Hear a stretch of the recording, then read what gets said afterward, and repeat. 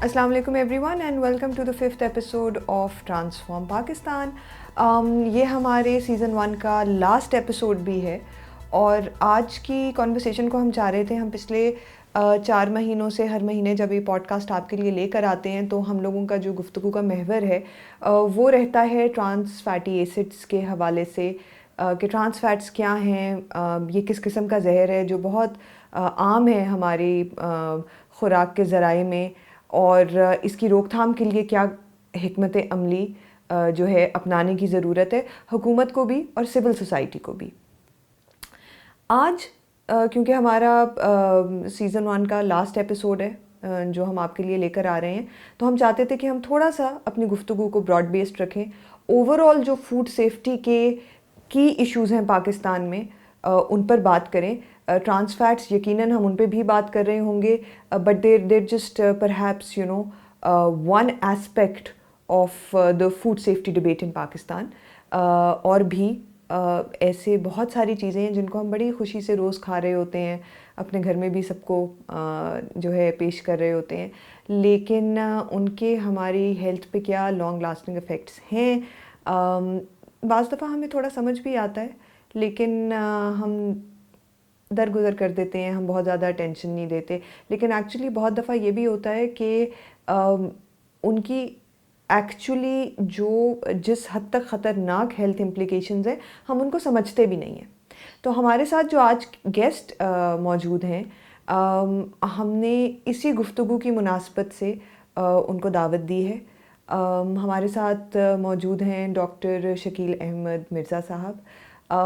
اگرچہ ان کا بہت ایک واسٹ پورٹ فولیو ہے as a very senior physician and consultant, and he serves on the boards and different organisations, health related ادارے بھی, ہاسپٹلز بھی, نیشنل اینڈ انٹرنیشنلی ان کا پورٹ فولیو جو ہے it speaks for it self.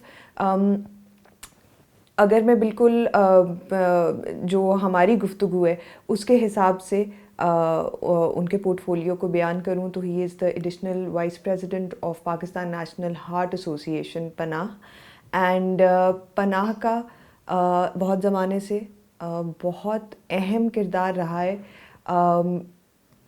جو قلبی امراض ہیں صرف ان کے بارے میں اویئرنیس ریز کرنے کے حوالے سے نہیں, لیکن جو ان قلبی امراض کی روٹ کازز ہیں ان کو اجاگر کرنے کے حوالے سے, to make people aware, to be more health conscious, to work very closely with the government to ensure that وہ تمام ایسی چیزیں جس میں شگری بیوریجز بھی ہیں, جس میں ہائی سوڈیم کانٹینٹ والی غذا بھی ہے, جس میں ٹرانس فیٹس بھی ہیں, کہ حکومت کے سامنے ان چیزوں کی بار بار نشاندہی کی جائے تاکہ جو ہیلتھ امپلیکیشنز ان کی وجہ سے ایک بڑا پبلک ہیلتھ بحران پاکستان میں ہے اس کو کرٹیل کیا جا سکے.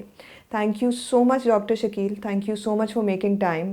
And I know you are a very busy man, but we are very very grateful کہ you were able to make time. I know ہم لوگ بہت ہفتوں سے we were trying to get hold of you, G G and there was something that always came up. But finally here we are having this conversation. So very quickly, let's just jump right into the questions if that's all right. السلام علیکم خواتین و حضرات, اور میں بہت شکریہ. سب سے پہلے تو میں سی P D I P Y سی اے جو پناہ کے پارٹنر آرگنائزیشنز ہیں in this very important national cause, ان کا بہت شکریہ ادا کرتا ہوں کہ انہوں نے پناہ کو اور مجھے یہ پلیٹ فارم دیا کہ ہم ان لوگوں تک یہ بات پہنچا سکیں جن کو ہم in small packet store forum پر پہنچاتے رہتے ہیں. There are different fora that we work together and work as organizations separately as well. لیکن یہ بہت اہم موقع ہے کہ ہم اس پوڈ کاسٹ کے ذریعے اپنے تمام سننے والوں تک یہ پیغام جو کہ ہماری جوائنٹ آواز ہے اس کو پہنچائیں. کچھ میں تفصیلات میں خود سے بھی جانا چاہوں گا, کچھ ظاہر ہے میں پہلے آپ کے سوال کا انتظار کروں گا کہ کیونکہ you have covered a few podcast, تو جو چیزیں ہو گئی ہیں ان کی ریپیٹیشن نہ ہو. تو آئی تھنک لیٹس اسٹارٹ, شروع کرتے ہیں اپنی بات. بہت شکریہ.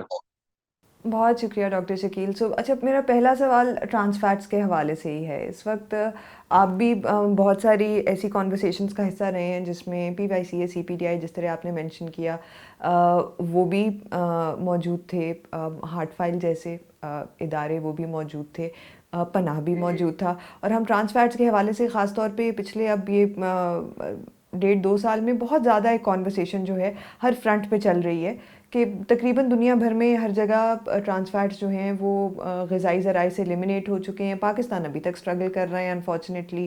ایک بہت پارشل سی ریگولیشن تو آئی اگرچہ 2023 میں, لیکن ابھی بھی تمام جو غذائی ذرائع ہیں, تمام فوڈ آئٹمز ہیں, وہ کور نہیں کر رہی وہ regulation. As a public health expert, as a practicing physician yourself and as an advocate of public health جو بہت فرنٹ لائن پہ حکومت کے ساتھ بھی انگیجڈ ہیں, آپ کے خیال سے کہ یہ جو ساری چہمک گوئی ہو رہی ہے ٹرانس فیٹس کی ریگولیشن کے حوالے سے, تو آپ ہاؤ ڈو یو سی کہ جو پالیسی ڈائریکشن ہے وہ کس ڈگر جا رہی ہے, and should we be hopeful? Thank you very much. پہلے میں ذرا اسپیسیفک جواب دے لوں پھر میں تفصیل میں جاتا ہوں. مختصر جواب تو یہ ہے کہ we taken a right small step but everything begins like this. میرا خیال ہے ہمارا بہت لمبا سفر ہے اور میرا خیال ہے تھوڑا سا کٹھن بھی ہوگا.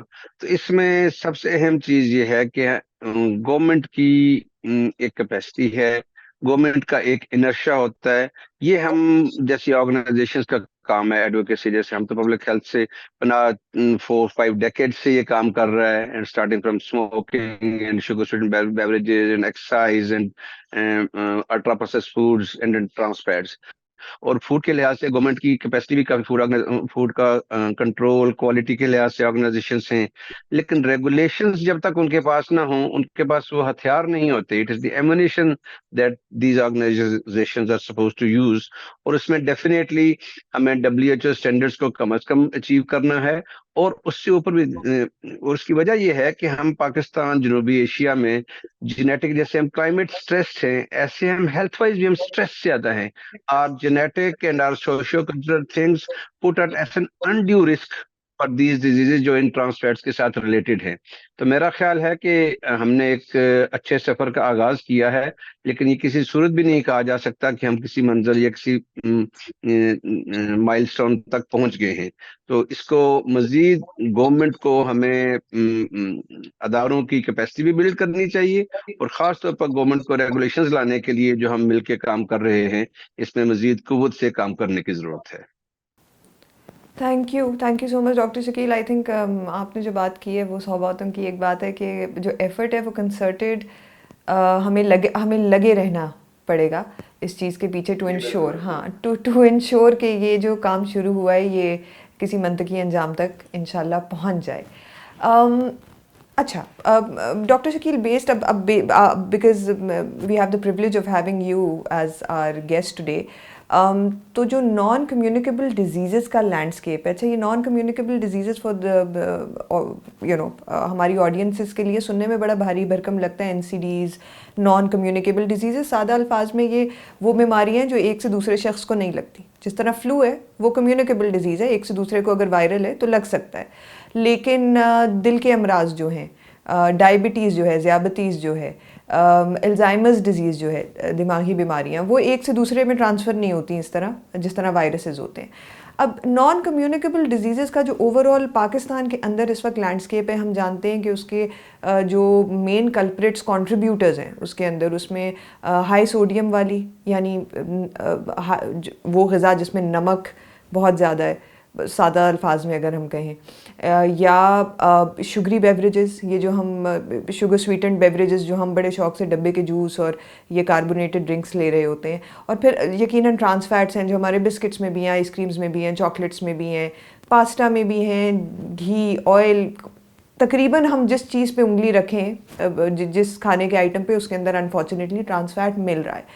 یہ بڑے کنٹریبیوٹرز ہیں ٹرانس فیٹس کے, اور ہم یہ بھی جانتے ہیں کہ اوور آل جو NCDs کا لینڈسکیپ ہے پاکستان میں وہ انفارچونیٹلی بہت ایک خوفناک سی پکچر پینٹ کر رہا ہے, اور ایک اپورڈ ٹرینڈ ہم دیکھ رہے ہیں نان کمیونیکیبل ڈیزیزز کا. لیکن given your expertise and decades of work on this, ہماری آڈینس کو میں چاہتی ہوں اب تھوڑا سا سمجھائیں، تھوڑا سا ڈرائیں، تھوڑا سا بتائیں کہ یہ لینڈسکیپ کیا ہے، کس طرح یہ جو این سی ڈیز ہیں یہ ایک بڑا پبلک ہیلتھ ہیزرڈ بن کے سامنے آ نہیں رہی ہیں، آ چکی ہیں. جی بہت شکریہ. سب سے پہلے تو میں یہ ایک لفظ استعمال، یہ ایک افریت ہے. اب افریت ہمارے ینگر آڈیوسز کے لیے اردو کا لفظ ہے، تھوڑا سا مشکل ہے، but it's like a mighty King Kong Godzilla, something which is supernatural which is so overpowering on you. تو یہ این سی ڈیز یعنی کہ نان کمیونیکیبل ڈیزیزز جو آپ نے کہا نا کہ کمیونیکیبل ڈیزیز متعدی بیماریاں جو ایک دوسرے سے لگتی ہیں، نزلہ زکام سے لے کے TB, malaria, hepatitis. Pakistan اس وقت ڈبل برڈن کا شکار ہے کہ ابھی ہماری کمیونیکیبل ڈیزیزز پہ ہم قابو پا نہیں سکے. یہ پاری دنیا نے ویکسینیشن اور باقی ہیلتھ میجرز کے ذریعے پایا جاتا ہے. ہمارے ہاں جو کہ پینے کا صاف پانی اور بہت ساری چیزیں بھی پوری ہماری آبادی کو اویلیبل نہیں ہے، تو وہ بھی ہم ختم نہیں کر سکے. اوپر سے یہ نان کمیونیکیبل ڈیزیزز ان کے جو طرز زندگی سے پیدا ہوتی ہیں، ایک انسان سے دوسرے کو نہیں لگتی لیکن پورے معاشرے میں پائی جاتی ہیں. اور یہ اس وقت اتنا بڑا پرابلم ہو چکا ہے کہ 2/3 آف ڈیتھس ان پاکستان، تقریباً 58 to 60%، جو ہر 5 میں سے 3 افراد جو اللہ کو پیارے ہو جاتے ہیں وہ ان بیماریوں کی وجہ سے ہوتے ہیں. پہلے ہمارا بچپن میں بچوں کو انفلوئنزا اور ان کے پرابلمس تھے، بچوں کو ملیریا، بچوں کو ڈائریا، اس سے ڈیتھس ہو رہی تھی. فیمیلز کی پریگننسی میں ڈیتھس ہو رہی تھی. اور اب جو لوگ پروڈکٹیو ایج میں چلے جاتے ہیں، مرد ہوں یا حضرات، although males are more affected, وہ شوگر، بلڈ پریشر، موٹاپا اور دل کے امراض اور فالج اور گردے کے امراض سے، کینسر سے ہوتے ہوئے وہ ان کی وفات جلدی ہو جاتی ہے. تو یہ تفصیل بتانے کا مقصد یہ ہے کہ یہ سب بیماریاں نان کمیونیکیبل ڈیزیز ہیں، اور یہ سب مل کے نہ صرف یہ ہے کہ ہماری پوری آبادی کو متاثر کر رہی ہیں، ہماری گورنمنٹ کے ہیلتھ ریسورسز اور ہماری گورنمنٹ کے اکنامک ریسورسز کے اوپر بہت زیادہ ان کا اثر پڑ رہا ہے. اور ہم اس وجہ سے جو لوگوں کی لائف میں انویسٹ کرنا چاہیے، ایجوکیشن میں، باقی چیزوں میں یا انفراسٹرکچر میں، کیونکہ یہ بیماریاں اب بہت زیادہ شدت اختیار کر گئی ہیں، تو وہ ہمارا ملک ترقی نہیں کر پا رہا. یہ تو ایک بہت ہی اہم مسئلہ ہے کہ نہ صرف یہ ہے کہ یہ بہت زیادہ ہے لینڈسکیپ میں، تو یہ ہے کہ آپ کو چاروں طرف یہ نظر آئے گا. دوسری بات یہ ہے کہ اس کے اثرات بہت مضر اور موذی ہیں. نمک کی مقدار آپ نے دیکھی ہے، وہ تو ہم سوچتے ہی نہیں ہیں. Trans all unsaturated fats but especially trans fats, they are very high in our foods. ابھی ہم تفصیل سے آگے بات کریں گے. جو 1 to 2% کی جو ریگولیشنز ہیں اس کی تو دور کی بات ہے، یہ ہمارے 4 6 8 10 12% ڈفرینٹ ہماری اشیاء بک رہی ہیں جن میں یہ ہیں. تو یہ جو نان کمیونیکیبل ڈیزیز ہے اس پہ قابو ہم تبھی پا سکیں گے کہ ہم ان تمام عوامل، خاص طور پہ ٹرانس فیٹ جس کا آج ہم ذکر کر رہے ہیں، اس کی تفصیل میں جائیں گے. اس پہ ہم ان کی مقدار کو کم کریں گے، ان کی انٹیک کو کم کریں گے، گورنمنٹ ریگولیشن کرے، معاشرہ اپنا کردار ادا کرے. ہم انشاءاللہ آپ تک یہ پیغام پہنچاتے رہیں گے.